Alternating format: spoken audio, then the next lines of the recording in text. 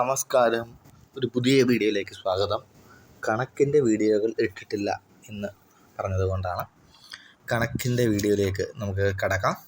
അപ്പോൾ ഒന്നാമത്തെ ചോദ്യം വായിച്ചു നോക്കുക, അതിൻ്റെ ഉത്തരം കണ്ടെത്തുക, ശേഷം പറയുക. അപ്പോഴത്തേക്കും ഞാൻ അതിൻ്റെ ഉത്തരം പറയാം. പോസ് ചെയ്തൊന്ന് വായിച്ചു നോക്കുക, ഉത്തരം പറയുക. ഉത്തരങ്ങൾ വായിക്കുന്നതല്ലായിരിക്കും, ചോദ്യങ്ങളും ഉത്തരവും വായിക്കുന്നതല്ലായിരിക്കും. ദയവായി വായിച്ചു നോക്കുക, ഉത്തരം പറയുക. ഓക്കെ, എന്താണ്? എ, ബി എന്നിവ ഒരു സംഖ്യയുടെ ഘടകങ്ങളാണ് എങ്കിൽ താഴെ കൊടുത്തിരിക്കുന്നവയിൽ എപ്പോഴും ശരിയാകുന്നത് ഏതാണെന്നാണ് ചോദ്യം, ഇല്ലേ? ഏതാണ് ശരിയാവുന്നത്? ബി ആണ് എപ്പോഴും ശരിയായി വരുന്നത്. ബി ആണ് ഉത്തരം. എയുടെയും ബിയുടെയും ചെറു പൊതു ഗണിതം ആ സംഖ്യയുടെ ഘടകമായിരിക്കും. എയുടെയും ബിയുടെയും ചെറു പൊതു ഘടകം, അതായത് LCM ആ സംഖ്യയുടെ ഘടകമായിരിക്കും. ഓക്കെ, അടുത്ത ചോദ്യം. രണ്ടാമത്തെ ചോദ്യം.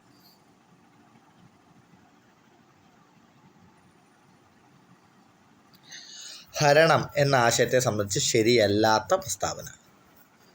ഹരണം എന്ന ആശയത്തെ സംബന്ധിച്ച് ശരിയല്ലാത്ത പ്രസ്താവന. തുടർച്ചയായ സങ്കലനമാണ്, ഗുണകത്തിൻ്റെ വിപരീതമാണ്, തുടർച്ചയായ വ്യവകലനമാണ്, തുല്യമായി വീതം വെക്കലാണ്. വായിക്കുന്നില്ല, നിങ്ങൾ പോസ് ചെയ്യുക, വായിച്ചു നോക്കുക, അല്ലെങ്കിൽ വായിച്ചു നോക്കുക, ഉത്തരം ഉറപ്പിക്കുക. ഓക്കെ, ഉത്തരം ഉറപ്പിച്ചു എന്ന് വിശ്വസിക്കുന്നു. ശരിയല്ലാത്തത്, അതായത് ഏതാണ്? തെറ്റായതാണല്ലേ. ഇതിനകത്ത് ഏതാ തെറ്റ്? എ ആണ് തെറ്റ്. തുടർച്ചയായ സങ്കലനമാണ്, സങ്കലനമല്ലല്ലേ. തുടർച്ചയായ സങ്കലനം എന്ന് പറഞ്ഞാൽ എന്താണ്? കൂട്ടലാണ്. കൂട്ടലല്ലേ, പിന്നെന്താ? കുറയ്ക്കലാണ്. അപ്പം തുടർച്ചയായ വ്യവകലനം എന്നാണ് ഇവിടെ വരേണ്ടത്. അപ്പം സങ്കലനം എന്ന് പറയുന്നത് തെറ്റാണ്. അപ്പം 31ൻ്റെ ഉത്തരം എ ആണ്. അപ്പം നമ്മുടെ രണ്ടാമത്തെ ക്വസ്റ്റ്യൻ ആയിരുന്നു അത്. രണ്ടാമത്തെ ക്വസ്റ്റ്യൻ്റെ ഉത്തരം എ എന്നാണ്. ഓക്കെ, അടുത്ത നമ്മുടെ മൂന്നാമത്തെ ക്വസ്റ്റ്യൻ 34 എന്ന നമ്പറിൽ വന്നിരിക്കുന്ന ഒരു പഴയ ക്വസ്റ്റ്യൻ ആണ്. മൂന്നാമത്തെ ക്വസ്റ്റ്യൻ വായിച്ചു നോക്കുക, ഉത്തരം പറയാം.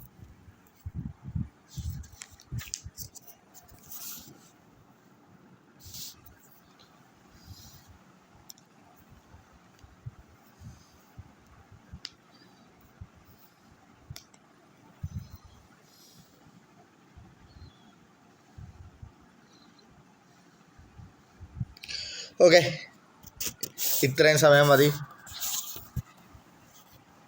ഉത്തരം ഏതാണ്?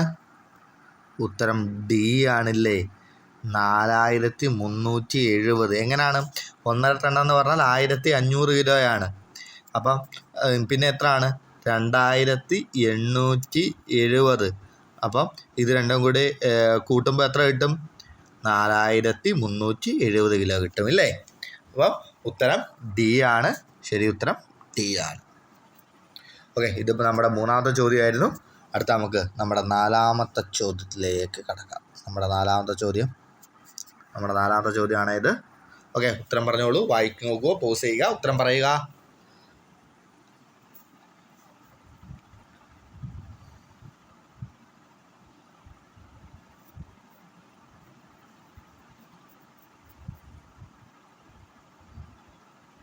ഓക്കെ, ഇത്ര സമയം മതി. ആഗമന രീതിയാണല്ലേ. ആഗമന രീതി എന്ന് പറഞ്ഞാൽ എന്താ? ഉദാഹരണങ്ങളിൽ നിന്ന് പൊതുതത്വത്തിലേക്ക്. നിഗമന രീതി എന്ന് പറഞ്ഞാൽ എന്താ?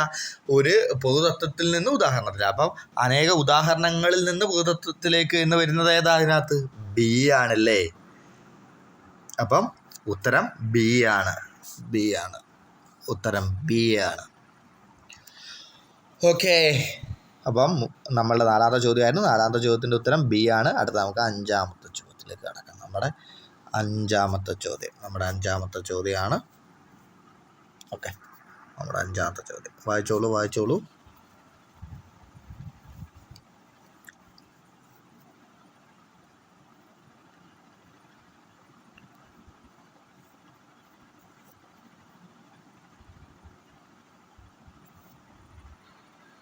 ഓക്കെ, ഇത്രയും സമയം മതി എന്ന് കരുതുന്നു. ഗണിതശാസ്ത്രം പഠിപ്പിക്കുന്ന ഒരു അധ്യാപകന് ഉണ്ടായിരിക്കേണ്ട ഒരു പ്രധാന കഴിവ്, ഗണിതശാസ്ത്രം എന്നുള്ളതല്ല, ഒരു അധ്യാപകൻ ഉണ്ടായിരിക്കേണ്ടുന്ന പ്രധാനമായിട്ടുള്ള കഴിവ്. വേറെ ഏത് വിഷയം തന്നിട്ടാലും ഈ ഉത്തരം നമുക്ക് കണക്കാക്കാം. അതിൻ്റെ ഉത്തരം ഏതാണ്? ഡി ആണ് ഉത്തരം. ഏതാണ് ഉത്തരം? ഡി. അറിവ് നിർമ്മിക്കാൻ കുട്ടിയെ പ്രോത്സാഹിപ്പിക്കുക. ഡി ആണ് നമ്മുടെ 5ാമത്തെ ക്വസ്റ്റ്യൻ്റെ ശരിയായിട്ടുള്ള ഉത്തരം. അടുത്ത നമുക്ക് 6ാമത്തെ ക്വസ്റ്റ്യനിലേക്ക് കടക്കാം. നമ്മുടെ 6ാമത്തെ ചോദ്യമാണ്. നമ്മുടെ 6ാമത്തെ ചോദ്യം. ഓക്കെ, വായിച്ചു നോക്കുക, ഉത്തരം പറയുക.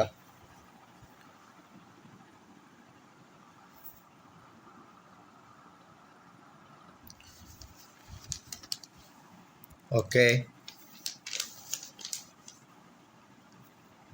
ഏതാണ് ഉത്തരം? ഇതിനകത്ത് ശരിയല്ലാത്തതാണ് ഇല്ലേ? ഇത് ശരിയല്ലാത്ത ഏതാ? എ അല്ലേ? 4 × 15 × 6 × 15. അപ്പോൾ എത്ര കിട്ടും? 150 കിട്ടൂ. 150 കിട്ടും. ഇനി ബാക്കി ഇതെല്ലാം എന്താണ്? ഈ 46 × 15 പല പല സ്പ്ലിറ്റുകളായിട്ട് എഴുതിയിരിക്കുന്നതല്ലേ ഇതെല്ലാം. 45 × 15 അധികം 5 ആയാലും 46 × 5 × 46 × 5 × 46 × 5 അല്ല, ഇത് 46 × 15 പല പല സ്പ്ലിറ്റുകളല്ലേ. അപ്പം അത് തെറ്റായിട്ടുള്ളത് ഏതാണ്? എ ആണ്. അപ്പോൾ ഇതിൻ്റെ ഉത്തരം എ ആണല്ലേ. 6ാമത്തെ ക്വസ്റ്റ്യനാണ് നമ്മൾ ഡിസ്കസ് ചെയ്തത്. അത് നമുക്ക് 7ാമത്തെ ക്വസ്റ്റ്യനിലേക്ക് കടക്കാം. 7ാമത്തെ question, question number 7. Okay,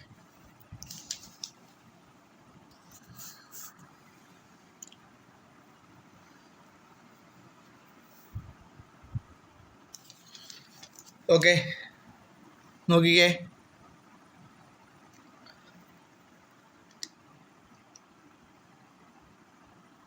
okay, നമുക്ക് ഉത്തരം പറയാം. അപ്പം ഇതിൻ്റെ ഉത്തരം ഏതാണ്? സി ആണല്ലേ ഉത്തരം. ഉത്തരം സി ആണ്. എങ്ങനെയാണെന്ന് നമുക്കൊന്ന് ജസ്റ്റ് ഒന്ന് നോക്കാം. അതുകൊണ്ട് 4 ഭാഗമായിട്ട് അങ്ങ് തിരിച്ച്. അപ്പോൾ ഈ 4 ഭാഗത്തിൽ ഏതാണ്? 4ൽ 3 ഭാഗത്തിൽ എന്തുകൊണ്ട് വെള്ളമുണ്ട്. അത് എത്രയാണ്? അതെന്ന് പറഞ്ഞത് 1.5 ലിറ്ററാണ് ഇല്ലേ? 1.5 ലിറ്റർ. ഈ 1.5 3 ഭാഗമായിട്ട് തിരിക്കുക. അപ്പോൾ ഒരിന് എത്ര കിട്ടും? അര കിട്ടും. അര. അങ്ങനെ 3 എണ്ണം കൂടി 1.5. അപ്പോൾ 1ന് അര. അങ്ങനെയാണെങ്കിൽ ഇവിടെ എത്ര ആയിരിക്കും? അരയായിരിക്കും. അപ്പോൾ 4 കൂടി കൂട്ടുമ്പോൾ എത്ര ആയിരിക്കും? 2 ലിറ്റർ ആയിരിക്കും. ഓക്കെ, ലളിതമായിട്ട് ഇങ്ങനെ കണ്ടെത്താം. ഓക്കെ, അടുത്ത ചോദ്യം നോക്കാം. അടുത്ത 8ാമത്തെ ചോദ്യം. 8ാമത്തെ ചോദ്യമാണ് അടുത്തത്. 8.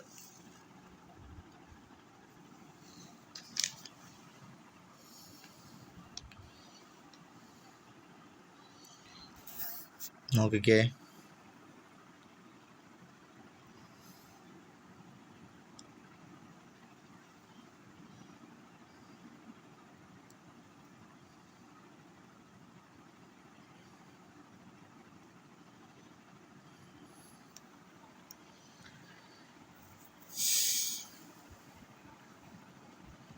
ഓക്കെ, ഇത്രയും സമയം മതി. തെറ്റ് ഏതാണ്? തെറ്റ് ഡി ആണല്ലേ. ഡി ആണ്. 37,000. ഓക്കെ, പക്ഷേ 28 100 ഉള്ളത്? അല്ല, 2 100 ഉള്ളില്ലേ? 2 100 ഉള്ളു. പിന്നെ എത്രയാണ്? 8 10 2 ആണ് ഉള്ളത് ഇല്ലേ? ബാക്കിയുള്ളിടത്തെല്ലാം നോക്ക്. ബാക്കിയുള്ളിടത്തെല്ലാം ശരിയല്ലേ? പക്ഷെ ഇത് മാത്രം ശരിയാണ്. 28 100കൾ എന്നുള്ളത് തെറ്റാണ്. അപ്പോൾ ഇതിനകത്ത് ശരിയല്ലാത്തത് ഏതാണ്? ഡി ആണ്. അടുത്തത് 40ാമത്തെ ചോദ്യം.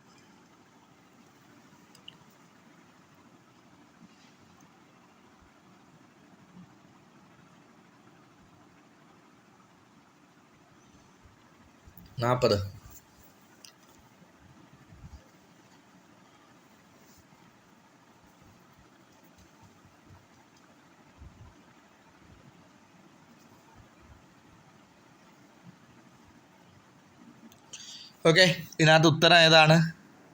സി ആണല്ലേ ഉത്തരം. അതായത് 8 × 8 × 8 × 8. ഇപ്പം ഇതിനെ നമ്മൾ വളരെ സിമ്പിളായിട്ട് ചെയ്യാനായിട്ട് ഒരു ട്രിക്കുണ്ട്.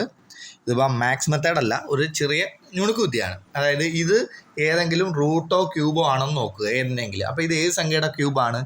2ൻ്റെ ക്യൂബാണല്ലേ. അപ്പം 2⁻3 ഇൻറ്റു 2⁻3 ഇൻറ്റു 2⁻3. അപ്പം 2ൻ്റെ എത്ര ക്യൂബുകൾ ഇവിടെ ഉണ്ട്? 2ൻ്റെ എത്ര ക്യൂബുകളുണ്ടടേ? 2ൻ്റെ അങ്ങനെ എഴുതുമ്പോൾ 9 ക്യൂബുകളുണ്ടല്ലേ. അങ്ങനെ P⁻n എന്നൊരു ക്യൂബ് വന്നു കഴിഞ്ഞാൽ ഇങ്ങനെ വരുന്ന അതിനകത്ത് ഏതാണ് ഘടകങ്ങൾ കാണാൻ എങ്ങനെയാണ്? P⁻n+1 എന്ന് പറഞ്ഞൊരു കോഡുണ്ട്. ആ കോഡ് വെച്ച് അപ്പം 9 + 1 എത്രയാണ്? 10. അടുത്ത ചോദ്യത്തിലേക്ക് വാ. ഇപ്പം നമ്മൾ 9ാമത്തെ ചോദ്യമാണ് കഴിഞ്ഞത്. ഇനി അവസാനത്തെ നമ്മുടെ 10ാമത്തെ ചോദ്യം. 10ാമത്തെ ചോദ്യത്തിലേക്ക് കടക്കാം. 10ാമത്തെ ചോദ്യമാണ്, വായിച്ചു നോക്കുക.